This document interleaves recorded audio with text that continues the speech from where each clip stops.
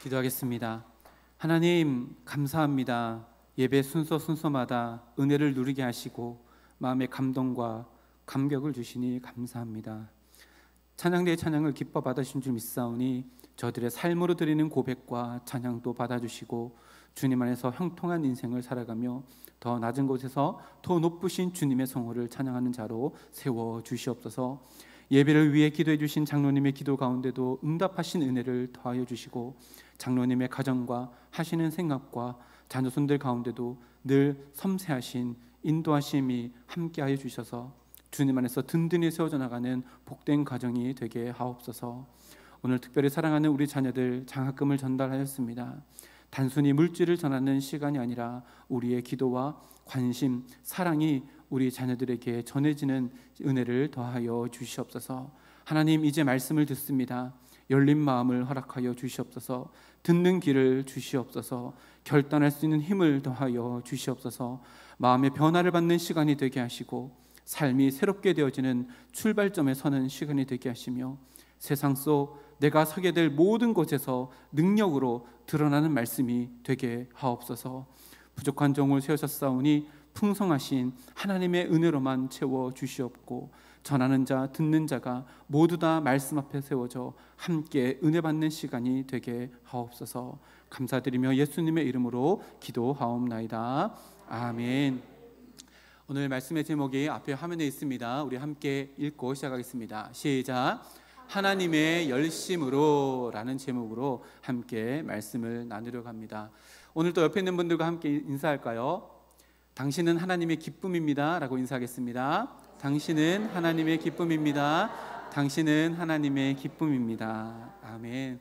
하나님께서 우리 모두를 기뻐하십니다. 그래서 하나님께서 우리에게 약속해 주신 재림이 우리에게 다가오고 있습니다. 그 기쁨이 우리 가운데 충만한 예배가 될 수 있기를 주님의 이름으로 축복합니다. 혹시 여러분 배우자들에게 어떤 이벤트, 생각나는 이벤트를 받아보셨나요? 저희 아내에게 물어보면 저는 부끄럽습니다. 저는 우리 아내에게 이벤트를 해준 적이 없는 것 같아요. 그래서 너무 부끄러운데요. 앞에 있는 화면에 올 7월입니다. 굉장히 큰 결혼식이 하나 있었습니다. 앞에 있는 사람인데요. 저렇게 보이지만 아시아 최고의 갑부입니다. 무케시 암바니라고 하는 사람인데요. 인도의 릴라이언스 인테리어라고 하는 회장입니다. 그리고 가운데 있는 사람이 막내 아들인데요. 막내 아들 29 아난트가 결혼했던 결혼식입니다. 전 세계 각국의 아주 유명 인사들이 참석했는데요. 옆에 있는 분 누군지 아시겠죠? 우리나라에서는 유일하게 삼성 부회장인 이재용 부회장이 참석했다고 합니다. 이 갑부 아버지가 막내 아들 결혼식을 할 때 얼마나 많은 돈을 썼을까요? 참고로 말씀드리면 이 무케시가 가지고 있는 전 재산을 합치면 놀라지 마십시오. 165조라고 합니다. 165억 아니고요. 165조라고 합니다. 이만큼 돈을 만약에 가지고 있는데 막내 아들 결혼식 때 얼마를 썼을까? 진짜 놀라지 마십시오. 8,272억을 썼습니다. 8천억을 썼습니다. 말도 안 되는 금액이지요. 축가를 누가 불렀냐면 미국에 있는 아주 유명한 저스틴 비버라고 하는 사람이 있습니다. 노래 가수로서 굉장히 유명한데요. 축가를 부르고 얼마를 받았을까요? 138억을 받았습니다. 노래 한 번 하고 138억을 받았습니다. 아마 우리가 상상하지도 못할 엄청난 이벤트를 막내 아들에게 해준 이야기가 아닐까 이렇게 생각되어집니다. 금액으로 따지자면 우리나라에 가장 많은 이벤트를 하기로 소문난 남편들이 있지요. 최수종이 하이라에게 했던 것처럼 또 차인표가 신혜라에게 또 션이 정혜성에게 했던 이벤트와는 그 금액으로 따지자면 가히 비교도 안 될 만큼의 어마어마한 이벤트라고 할 수 있습니다. 그런데요, 우리가 함께 읽은 오늘 본문 말씀에 이것보다 더 위대한 이벤트가 있다라고 이사야가 선포합니다. 이사야 선지자는요, 예수님이 오시기 전에 700여 년 전에 있었던 사람입니다. 그런데 오늘 본문은 아주 강력하고 확실하게 예수님께서 이 땅에 오신다는 것을 예언하는 본문입니다. 소위 이 본문을 임마누엘 예언이다 라고 불리는 본문인데요, 오늘 말씀을 보니까 한 아기를 통해서 하나님의 나라가 이곳 가운데 세워질 것이다 라고 이렇게 선포하고, 7절 말씀에 보니까 하나님의 열심으로 이것은 반드시 이루어지게 될 것이다 라고 이렇게 선포합니다. 다시 말하면 예수님이 이 땅에 오시는 이 초림의 사건은 예수님의 하나님의 열심으로 만들어진 이벤트이다 라고 우리들에게 이야기합니다. 여기서 말하는 열심이라고 하는 이 단어가요, 구약에서 무려 42회나 사용되어집니다. 종종 이 열심이라고 하는 단어는 다른 단어로도 번역되어지는데요, 그게 뭐냐면 질투라고 하는 단어입니다. 열심이라는 단어와 질투라는 단어가 동일하게 이렇게 사용되어지는데, 그래서 하나님의 열심이라고 하면 먼저는 하나님의 꺾을 수 없는 주권과 그 권능으로 약속하신 말씀을 이루시는 하나님의 속성을 의미하는 뜻이라면, 다른 각도에서 보면 하나님께서 자기 백성이 자기 외에 그 다른 어떤 우상과도 사랑하지 못하게 하시는 독점적인 사랑, 거부할 수 없는 사랑, 열정적인 사랑을 가리키는 말이기도 합니다. 사람이 가장 행복할 때가 언제일까요? 사랑받고 있을 때이지요. 우리는 하나님의 지독한 사랑, 거부할 수 없는 사랑, 우리의 관심을 독차지하려는 독점적인 사랑, 질투의 사랑을 받는 존재들입니다. 그 사랑을 확증하고자 하나밖에 없는 아들 독생자 예수를 이 땅 가운데 보내신 하나님의 열심히 만든 이벤트가 바로 초림의 사건입니다. 하나님이 우리에게 열어주신 최고의 이벤트이자 인류 최대의 이벤트가 아닐 수 없습니다. 하나님께서 우리에게 열어주신 이 초림의 이벤트를 생각해보면 준비 기간이 언제부터일까요? 창세기 3장 15절 때부터입니다. 수천 년에 걸쳐 준비하신 이벤트가 바로 이 초림의 이벤트입니다. 이 이벤트를 위해 동원한 인원수를 가히 우리가 셀 수 있을까요?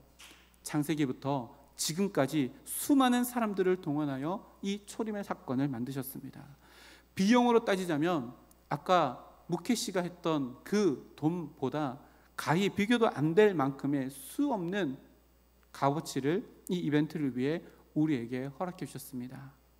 어찌 예수님의 몸값을 우리가 값으로 매길 수 있을까요?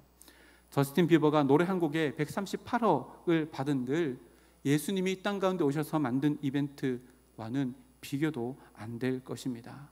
그 놀라운 이벤트를 하나님의 열심으로 누구를 위해 준비하셨어요? 우리를 위해 준비하셨고, 누구를 위해 성취하셨습니까? 우리를 위해 성취하셨습니다. 그런데 더 놀라운 것은 지금 또 재림이라고 하는 더 어마어마한 이벤트를 준비하고 계십니다. 누구를 위해서요? 바로 나를 위해서입니다. 그러니요, 우리는 이것만 생각하면 하나님께서 지금 또 나를 위해 재림이라고 하는 인류 최대의 이벤트를 준비하고 계시다라는 것만 생각하면 그저 우리 입술 가운데 미소가 머금어지며 웃음이 절로 나와야 합니다. 우리 앞에 있는 거 우리 함께 읽으면서 우리 이렇게 선포했으면 좋겠습니다. 앞에 있는 거 한번 읽어볼까요? 시작. 당신은 하나님의 독점적인 사랑을 받고 있는 존재입니다. 이것만 생각하면 대림절기 또 재림을 생각하는 우리들의 마음 가운데 기쁨과 즐거움이 넘쳐나게 될 줄 믿습니다. 오늘 이사야 선지자는 오늘 말씀을 통해 하나님이 그 독점적인 사랑, 하나님의 열심으로 우리에게 이루신 것 세 가지를 선포합니다. 하나님께서 우리에게 베풀어 주신 이 이벤트 속 세 가지 의미를 함께 나누며 대림절기를 보내는 우리의 삶 속에 기쁨과 기대 그리고 감격이 더 풍성해지는 오늘 이 시간 되기를 주님의 이름으로 축복합니다. 첫 번째입니다. 한번 읽어볼까요? 시작. 하나님의 열심으로 우리를 영화롭게 하셨습니다. 아멘. 1절 말씀인데요, 전에 고통받던 자들에게는 흑암이 없으리로다. 옛적에는 여호와께서 스불론 땅과 납달리 땅이 멸시를 당하게 하셨으니 후에는 해변길과 요단 저쪽 이반 갈릴리를 영화롭게 하셨느니라. 아멘. 마지막에 보면 영화롭게 하셨다라고 이렇게 기록합니다. 그러면 이 전의 상태는 어떤 상태예요? 영화롭지 않는 상태였다는 것을 이야기합니다. 영화롭지 않는 상태를 영화롭게 하셨다. 능력받고 굴욕받는 그곳에 하나님의 영광을 세우셨다라고 하는 의미입니다. 1절 말씀을 보면 지명이 많이 나오지요. 스불론 땅, 납달리 땅, 해변길, 이방인의 갈릴리 땅이 나옵니다. 실제로 이것들은 이사야 선지자 당시에 고대 근동의 강자였던 아수르를 비롯한 다른 강대국들에게 능력과 굴욕을 당한 땅입니다. 먼저 스불론 납달리 땅을 살펴보면요, 이곳은 갈릴리 지방 주변에 있는 이스라엘 땅입니다. 이 땅은 아수르의 침공을 받아서 더 이상 회복할 수 없을 정도로 큰 피해를 입은 곳이 바로 이곳입니다. 아수르가 그곳을 점령합니다. 그리고 그곳에 있던 이스라엘 백성들을 노예로 잡아가 아수르로 이송합니다. 그리고 이것은요, 사사시대 이후로 정치적으로도 그리 중요한 땅이 아니었습니다. 매우 소외된 지역이 바로 이곳입니다. 그리고 해변길과 이방의 갈릴리라고 불리는 곳은 이방인들의 집단 거주지가 있는 곳으로 잘 알려져 있습니다. 그리고 실제로 이곳은 아수르나 바벨론이 이스라엘 땅을 침입할 때 가장 먼저 있는 땅이기 때문에 가장 먼저 유린당한 땅이고, 외세의 침입이 있을 때마다 가장 앞선 곳에 있었기 때문에 가장 많이 굴욕을 당한 땅이 바로 이 땅입니다. 그야말로 이 네 땅은 흑암의 땅이요, 고통의 땅이며 멸시와 천대와 능력과 굴욕의 땅이 바로 1절에 나오는 이 땅들이 가지고 있는 특징입니다. 그런데 하나님은 여호와의 열심으로 그 모든 굴욕과 모욕과 천대와 멸시의 땅을 반전시키십니다. 그 땅을 영화로운 땅으로, 흑암이 사라진 땅으로 바꾸십니다. 이 놀라운 예언적 선언은요, 이 예언이 있은 700년 이후에 예수님이 갈릴리 사역을 통해 모두 다 해결되어지고 또한 성취되어집니다. 이 해변길은 그 지역을 관통하는 길이기에 아수르와 많은 강대국들이 북이스라엘을 침략하기 위해서 이용한 길이었지만, 예수님 이후에 이 길은 예수님의 제자들과 디오스포라 성도들이 복음을 들고 걸어가는 길로 완전히 반전의 역사를 이루게 되어집니다. 여러분, 이 말씀을 우리들에게 적용해 봅니다. 우리 역시도 이런 땅과 마찬가지였습니다. 멸시와 모욕, 능력과 굴욕을 당했던 존재들이 우리들입니다. 무엇에 그렇다면 우리가 그렇게 모욕을 당하고 멸시를 당하였을까요? 바로 죄입니다. 우리는 죄가 이끄는 대로 살아가며 죄가 만들어주는 거짓 즐거움과 거짓 만족을 진짜인 것처럼 착각하며 죄가 만든 감옥 속에 갇혀 온갖 무시를 당하며 온갖 업심여김을 당했던 존재들입니다. 죄인 중에 괴수였고 진노의 자녀였으며 어둠에 속한 자들이었습니다. 그런데 주님께서 우리를 위해 이 땅에 오셨고 십자가를 지심으로 말미암아 우리로 영화로운 존재, 하나님의 자녀, 그의 택하신 백성, 그의 권속으로 하나님의 기업을 이어받을 존귀한 자로 우리를 영화롭게 반전 역사를 이루어 주신 줄로 믿습니다. 그래서 사도 바울은 로마서에서 이렇게 증언하며 선포합니다. 로마서 8장 29절 30절입니다. 하나님이 미리 아신 자들을 또한 그 아들의 형상을 본받게 하기 위하여 미리 정하셨으니 이는 그로 많은 형제들 중에서 맏아들이 되게 하려 하심이라. 또 미리 정하신 그들을 또한 부르시고 부르신 그들을 또한 의롭다 하시고 의롭다 하신 그들을 또한 영화롭게 하셨느니라. 아멘. 제가 영국에 있을 때 영어 학원을 런던 시내로 다녔습니다. 혼자 있을 때였는데요, 혼자 있는 시간 동안 그동안 읽고 싶었던 책들도 마음껏 읽고 성경을 묵상하는 시간도 더 많이 가질 수 있는 시간이었습니다. 혼자 있는 것은 외롭지만 그 외로운 시간을 하나님과 함께 보낼 수 있어서 너무나도 즐거운 시간이었습니다. 하루는 런던 시내에 있는 조그마한 카페에 앉아서 글을 읽다가 페이스북을 보게 되었습니다. 그러다가 한 글을 보았습니다. 앞에 있는데요, 제목이 옥바라지라는 글이었습니다. 2014년 10년 전의 글입니다. 어제 다시 검색을 해가지고 이 서종현 선교사님 글 올리신 글을 그대로 발췌해 왔는데요, 한번 들어보시기 바랍니다. 영치금 죄를 지어 교도소에 수감 중인 사람에게 가족 또는 지인들이 넣어주는 돈, 이 돈으로 수감자는 매점을 이용하기도 하고 양말이나 밑반찬을 사기도 한다. 사회에서와 똑같이 영치금이 부족하면 교도소 또는 구치소에서도 힘들다. 그래서 영치금을 줄기차게 넣어줘야 하는 가족들을 두고 옥바라지 한다라고 하는 것이다 라는 글입니다. 저도 청년사역을 오랫동안 했는데요, 울산에 있을 때도 포항에 있을 때도 제가 맡고 있는 청년이 교도소에 수감되어서 경주교도소, 대구교도소를 숱하게 방문하였습니다. 제가 담당하고 있는 청년이 수감되어져 있기에 찾아가서 영치금도 넣어주고 성경책도 넣어주고 찾아가서 기도도 해주었습니다. 제가 우리 교회 오고 난 이후에요, 2주 전에 저한테 전화가 왔습니다. 목사님, 저 출소했어요 라고 전화가 온 청년도 있었습니다. 이 서종현 선교사님도요, 그렇게 자기가 함께 가르쳤던 제자가 수감되어서 찾아가서 만나서 이런 글을 올렸는데, 그 글 뒷부분에 저를 눈물 짓게 했던 글이 있습니다. 그 뒷부분입니다. 난 그리스도인이라서 나를 죄인이라 믿는 바 오늘에서야, 이 부분 한번 읽어볼까요? 노란색 부분 시작. 오늘에서야 세상을 살며 얻어마신 공기도 나를 향한 주님의 옥바라지였음을 알게 되었다. 무슨 의미인지 아시겠지요? 내가 마시는 공기가 그저 주어진 것이 아니라 주님께서 내가 죄의 구렁텅이에 있음에도 불구하고 이 공기를 나에게 주셨다면 이것은 주님의 영치금이었고 옥바라지였다는 의미입니다. 그 뒤에 글입니다. 접견실 2번 방으로 배치된 나는 무겁게 발을 옮기며 문을 열었다. 90도로 허리를 숙이는 이놈과 내 사이에 유리창이 놓여 있어서 우리는 그리워도 악수조차 할 수 없었다. 죄는 그토록 값이 큰 것이었다. 이거 깨버리고 싶다. 우리 사이에 있는 유리를 깨버리고 싶다고 말해놓고서 나는 알게 되었다. 한번 읽어볼까요? 앞에 있는 거 시작. 주님께서 나와 주님 사이를 갈라놓은 죄를 깨시려는 이유, 그건 내가 그리워서였다. 제가 이 글을 영국 런던 카페 한 구석에서 읽으며 굉장히 많이 울었습니다. 많이 울고 있는데요, 영국 사람들이 저에게 찾아와서 너 괜찮냐고 막 영어로 물어보는데요, 답답해 죽는 줄 알았습니다. 영어로 대답을 하고 싶은데 대답을 못 해가지고, 그래서 God touches me, 하나님께서 나를 만지셨습니다 라고 했더니요, 영국 사람들이 알아듣더라고요. 그래서 막 영어로 뭘 얘기해 주시는데 무슨 말인지 하나도 못 알아듣겠고, 그래서 위로를 받았던 기억이 있습니다. 가만히 보십시오.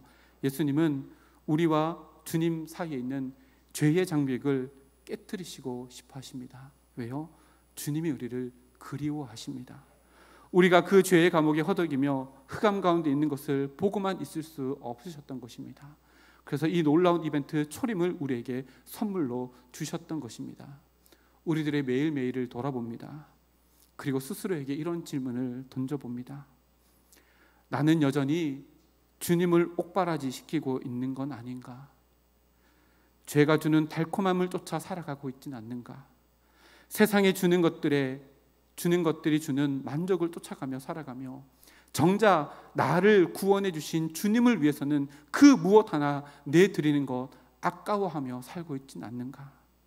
나의 유익과 이익을 위해서는 무엇이라도 결단하며 시간도 물질도 다 쏟아붓지만 주님의 영광을 위해서는 결단하려는 내 마음조차 없던 나의 삶, 여전히 주님을 옥바라지 하고 있지는 않는가? 주님께서 나에게 허락해 주신 모든 것들이 영치금이 되는 인생을 살고 있진 않는가? 우리들의 일상이 죄가 만든 감옥에 여전히 가두어져 있는 인생은 아닌가? 우리들에게 질문을 던집니다. 우리들은 예수님의 사랑받은 존재들입니다. 주님의 십자가의 은혜로 우리는 이제 더 이상 흑암 속에서, 죄의 감옥 속에서 갇혀 죄에게 더 이상 유린당하지 않아도 되는 의의 종으로, 하나님의 백성으로, 존귀한 영화로운 존재로, 존귀한 자들로 부름받은 자들입니다. 그러니 의를 행할 자유, 죄를 거부할 자유, 헛된 행실로부터의 자유를 마음껏 누리며 하나님께서 예수님을 통해 우리에게 주신 그 영화로움을 우리들의 삶 가운데 지키며 살아가야 할 것입니다. 그런 기회의 날들이 언제입니까? 바로 오늘이고 바로 지금입니다. 하나님의 열심으로 우리에게 허락된 영화로움을 지켜나가는 우리 성서중앙교회 모든 권속들이 되기를 주님의 이름으로 축복합니다. 우리 앞에 한번 읽어볼까요? 힘차게 믿음으로 고백하며 읽겠습니다. 시작. 주님을 옥바라지 시키지 맙시다. 은혜를 영치금으로 만들지 맙시다. 영화롭게 살아갑시다. 이 외침이 우리들의 삶 가운데 더 풍성하게 외쳐지고 그런 삶을 살아가는 우리 모두가 되기를 주님의 이름으로 축복합니다. 두 번째입니다. 함께 읽을까요? 하나님의 열심으로 우리를 비추셨습니다. 2절인데요. 흑암에 행하던 백성이 큰 빛을 보고 사망의 그늘질 땅에 거주하던 자들에게 빛이 비치도다 라고 기록합니다. 흑암과 빛의 대조는 성경에서 굉장히 많이 등장합니다. 이 흑암이라고 하는 것은 빛이 없는 상태를 말하지만 성경에서 말하는 의미, 흑암은 다른 의미를 가지고 있습니다. 앞에 화면에 있는데요. 흑암이라고 하는 것은 죄, 무지, 고통이라는 의미를 함께 가지고 있습니다. 그래서 이사야 선지자는 42장 말씀에도 이렇게 기록합니다. 6절입니다. 나 여호와가 의로 너를 불렀은즉 내가 내 손을 잡아 너를 보호하며 너를 세워 백성의 언약과 이방의 빛이 되게 하리니 내가 눈먼 자들의 눈을 밝히며 갇힌 자를 감옥에서 이끌어내며 흑암에 앉은 자를 감방에서 나오게 하리라. 나는 여호와니 이는 내 이름이라. 나는 내 영광을 다른 자에게 내 찬송을 우상에게 주지 아니하리라. 아멘.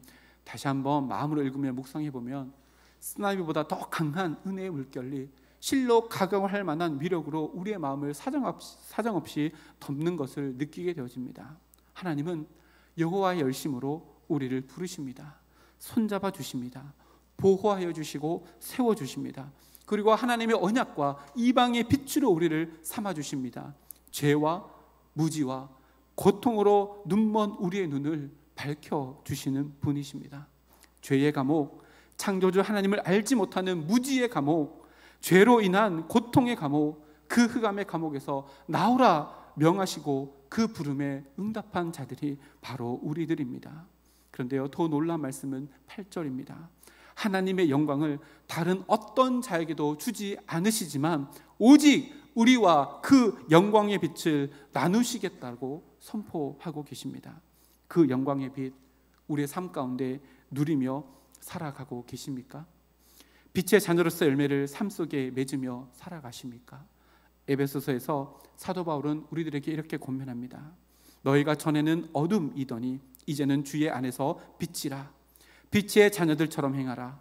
빛의 열매는 모든 착함과 의로움과 진실함에 있느니라. 주를 기쁘시게 할 것이 무엇인가 시험하여 보라. 너희는 열매 없는 어둠의 일에 참여하지 말고 도리어 책망하라. 아멘.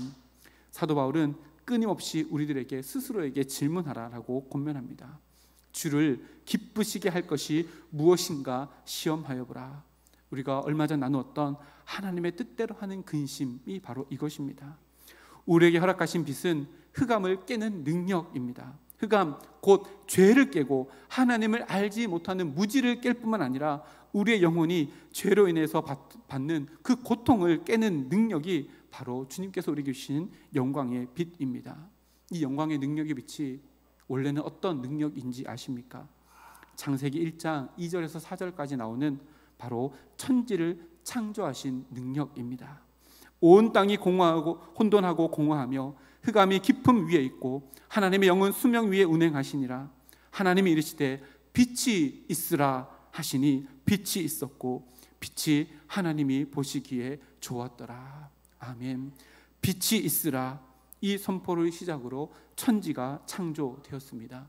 이 동일한 능력으로 흑암 가운데 있었던 우리들에게도 말씀하여 주셔서 빛이 있으라, 그 창조의 능력으로 우리에게 하나님의 영광의 빛을 비추어 주신 것입니다. 그러나 그 능력이 우리 가운데 허락하는 것은 주님의 몫이지만 그것을 사용하는 것은 우리들의 몫입니다. 그래서 사도 바울은 그 다음 구절에서 이렇게 이야기합니다. 에베소서입니다. 16절에 세월을 아끼라, 때가 악하니라. 그러므로 어리석은 자가 되지 말고 오직 주의 뜻이 무엇인가 이해하라. 어떻게 나에게 주신 세월을 보내고 계십니까? 하나님께서 창조의 능력으로 우리에게 매일매일 허락해 주시는 시간과 공간이라고 하는 밭에 어떤 씨앗을 뿌리며 살아가십니까? 혹 그것이 어둠의 씨앗, 무지의 씨앗은 아닙니까? 죄악의 씨앗은 아닙니까? 사도 바울은 그 시간과 공간이라는 밭에 빛의 씨앗을 뿌려야 된다라고 우리들에게 말씀합니다. 하나님께서 주님을 통해 우리에게 비치는 그 영광의 빛이 헛되지 아니하도록, 그것이 영치금이 되지 않도록 우리에게 주시는 모든 시간과 공간 속에서 빛의 자녀로 그 빛의 능력을 선용하며 때를 아껴 하나님의 때를 살아가는 우리 모두가 되기를 주님의 이름으로 축복합니다. 우리 앞에 있는 화면 다시 한번 읽어볼까요? 시작. 우리를 비추시는 영광의 빛이 헛되지 않도록 빛의 자녀로 살아갑시다.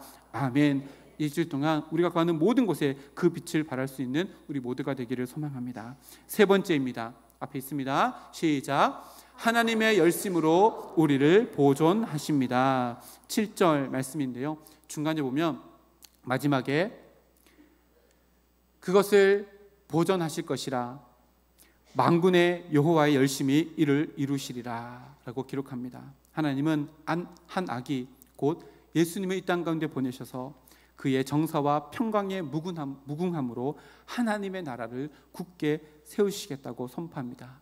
그리고 그것을 영원히 보존하시겠다고 우리와 약속하십니다.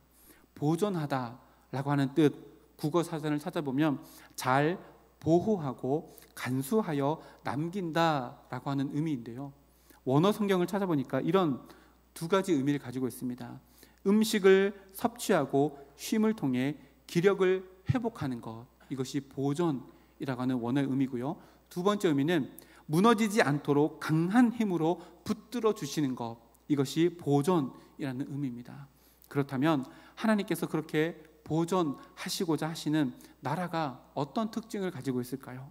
3절에서 5절까지가 그 나라의 특징을 이야기하는데요, 3절을 보면 주께서 이 나라를 창성하게 하시며 그 즐거움을 더하게 하셨으므로 추수하는 즐거움과 탈취물을 나눌 때의 즐거움같이 그들이 주 앞에서 즐거워하오니, 이 나라는 3절에서 말하는 나라는 승리의 기쁨이 있는 나라입니다.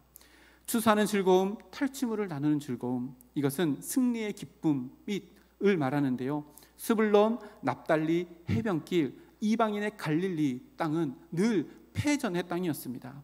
곡소리만 있는 땅이었습니다. 그러나 이제는 그곳이 하나님의 열심으로 승리의 기쁨을 나누는 땅이 되었다라고 하는 선포입니다. 4절 말씀 보면요, 이는 그들이 무겁게 맨 멍에와 그들의 어깨의 채찍과 그 압제자의 막대기를 주께서 꺾으시되 미디안의 날과 같이 하셨음이니라. 4절은 어떤 나라입니까? 자유의 기쁨이 있는 나라입니다. 멍에와 채찍, 압제자의 모든 막대기를 다 꺾으시고 우리들에게 자유를 주셨다라고 하는 선포입니다. 5절은 어떤 나라입니까? 어지러이 싸우는 군인들의 신, 그리고 피 묻은 겉옷이 불에 다 살라지는 모습입니다. 무엇입니까? 전쟁의 모든 잔해들을 다 불살라 버리는, 다시 말하면 전쟁이 완전히 종결된 평화의 나라를 우리들에게 허락해 주신다라는 말씀입니다. 이 세 가지 특징을 가진 나라를 하나님께서 영원히 보존하시겠다라고 하는 약속입니다. 여러분, 이 나라, 하나님의 열심으로 보존하겠다는 이 나라가 어디일까요? 아니요, 누구일까요? 히브리서 12장 28절 29절 말씀은 이 나라가 무엇인지를 우리에게 가르쳐줍니다. 그러므로 우리가 흔들리지 않는 나라를 받았은즉 은혜를 받자. 이로 말미암아 경건함과 두려움으로 하나님을 기쁘시게 섬길지니 우리 하나님은 소멸하는 불이심이라. 아멘. 그 나라가 누구라고요? 바로 우리들입니다. 흔들리지 않는 나라를 받은 바로 나입니다. 하나님은 다시 오실 그 주님이 이 땅 가운데 오실 때까지 우리를 흔들리지 않는 나라로 삼으시고 그 나라를 영원히 보존하여 주신다는 약속입니다. 승리의 기쁨이 멈추지 않는 나라, 자유의 기쁨이 끊어지지 않는 나라, 내 안에 죄와의 전쟁이 완전히 종결되는 흔들리지 않는 나라로서의 나를 온전히 보존하시겠고 여호와의 열심으로 이것을 이루시겠다는 약속의 말씀입니다. 하나님은 오늘도 그 열심으로 우리를 보존하심으로 붙들고 계시는 줄 믿습니다. 우리에게 영의 양식을 먹여줌으로써 쉼을 주시고 기력을 회복할 수 있도록 우리를 보존해 주시는 손길이 있고, 우리가 세상 속에서 무너지지 아니하도록 강한 힘으로, 창조주의 힘으로 우리를 붙들고 계시는 그 보존의 손길이 지금 또 우리를 붙들고 계시는 줄 믿습니다. 이 모든 것이 예수님이 오시기 전 700여 년 전에 약속하신 말씀이었고 이루어진 말씀입니다. 이보다 더 위대한 이벤트가 어디 있을까요? 그러다 더 놀라운 것은 아직 남아있는 더 놀라운 이벤트가 있다는 것입니다. 하나님이 열심히 만드는 그 이벤트는 아직 끝나지 않았습니다. 더 위대한 이벤트, 두 번째 성탄절이 되어질 재림의 그 날이 하나님께서 여호와 열심으로 지금 또 세워가고 있습니다. 그래서 우리의 기다림은요, 절대 지루하지 않습니다. 무기력하지도 않습니다. 무의미하지도 않습니다. 기쁨이 넘칠 수 있고요, 승리의 찬양이 넘칠 수 있고요, 다시 일어설 수 있는 활력이 넘칠 수 있습니다. 우리에게 더 위대한 또 한 번의 이벤트, 지금 또 하나님의 열심으로 이루어가고 계신 재림이 우리에게 다가오고 있기 때문입니다. 우리 말씀을 마치면서 앞에 있는 말씀 함께 힘차게 외치며 말씀을 마무리하겠습니다. 시작. 하나님의 두 번째 이벤트 재림을 기대하며 기다립시다. 아멘. 기도하겠습니다. 아버지 하나님,